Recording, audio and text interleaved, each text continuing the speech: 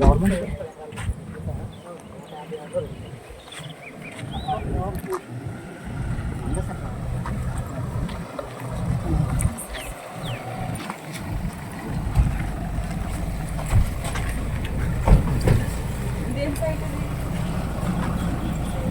నమస్తే madam.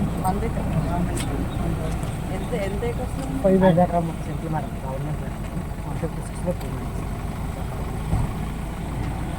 Government 156 Nivas గారి టైంలో చేసింది 16-17లో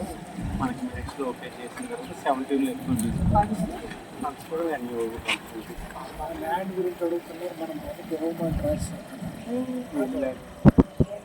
ఎన్ని అవుతుంది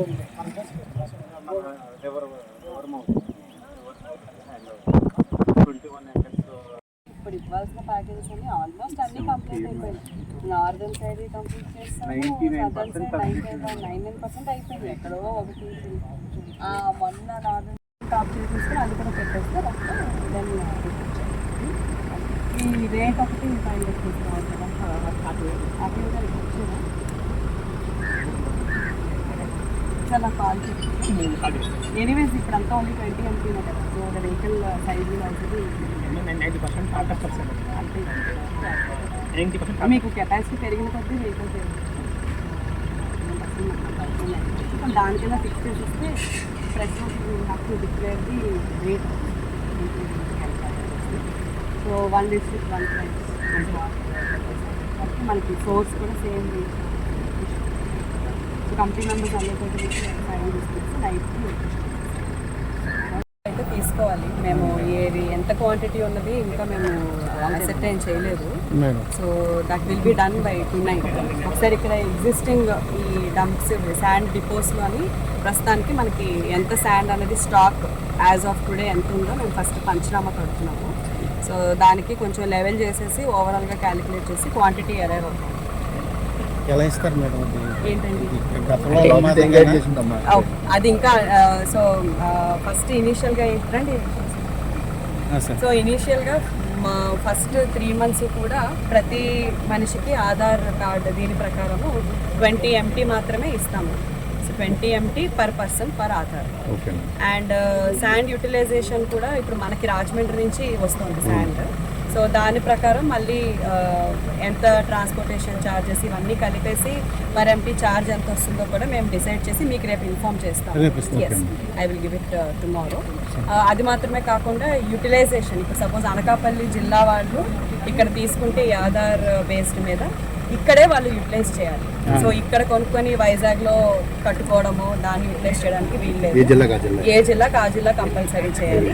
అండ్ మనకి సోర్స్ రాజమండ్రి నుంచే కాబట్టి మనకి జిల్లా అంతటి కూడా యూనిఫామ్ ప్రైస్ అనేది మెయింటైన్ అవుతుంది 2 రీచెస్లో, 1 district 1 rate. 2 ఉన్నాయి ఇక్కడ, ఒకటి 2 ఓన్లీ 2 నక్కపల్లి హైవే పైన ఒకటి, గబ్బాడ ఇక్కడ మన మొత్తం 2 లేదండి. ఓన్లీ 2 అక్కడ కూడా స్టాక్ ఉందమ్మా? అక్కడ కూడా ఉంది, అక్కడ విజిట్ చేసి వచ్చాము. సో ఇక్కడ కూడా ఉంది. ఈ 2 ఫైనలైజ్ చేసేసి ఎంత స్టాక్ ఉన్నదని ఐడెంటిఫై చేస్తాం. తర్వాత కంపల్సరీ ఈ ఎంటైర్ డిపోకి మనము CCTV కవరేజ్ అన్నది ఏర్పాటు చేస్తున్నాం. So it will be under continuous monitoring. DLSC chairman collector గారు ఉంటారు. సో వారు మానిటర్ చేస్తారు. అదేవిధంగా పోలీస్ సైడ్ నుంచి ఎస్పీ గారు అండ్ సిఎస్పీ గారు కూడా మానిటర్ చేస్తారు. ఫీడ్ అనేది రెగ్యులర్గా మానిటర్ చేస్తాము. వెహికల్స్ అసలు లోపల ఎవరు వస్తున్నారు, ఎంత తీసుకెళ్తున్నారు, ఏంటి కంప్లీట్ డేటా మేము మెయింటైన్ చేసి ఒకేషనల్లీ ఎవరు తీసుకెళ్తున్నారు, వాళ్ళ యూటిలైజేషన్ కరెక్ట్గా ఉందా లేదా అనేది కూడా మేము ర్యాండమ్గా చెక్ చేయడం జరుగుతుంది. సో ఫస్ట్ ఇనీషియల్ మనకి మార్నింగ్ ఇచ్చిన డైరెక్షన్స్ ప్రకారము ఫస్ట్ 3 months కూడా ఈ విధంగా చేయమని చెప్పారు. ఫర్దర్గా ఇంకేమన్నా అప్డేట్స్ ఉన్నా కూడా వాళ్ళు నెక్స్ట్ వీక్ ఏ విధంగా ఇది రోల్ అవుట్ అవుతుందో దాని ప్రకారం చూసి ఫర్దర్ ఇంప్రూవ్మెంట్స్ ఎక్కడన్నా ఉన్నా కూడా చేస్తాం. అండ్ ఇప్పుడు ఈ డిపోస్ అన్నీ కూడా అడ్మినిస్ట్రేషన్తోనే రన్ చేయబడతాయి.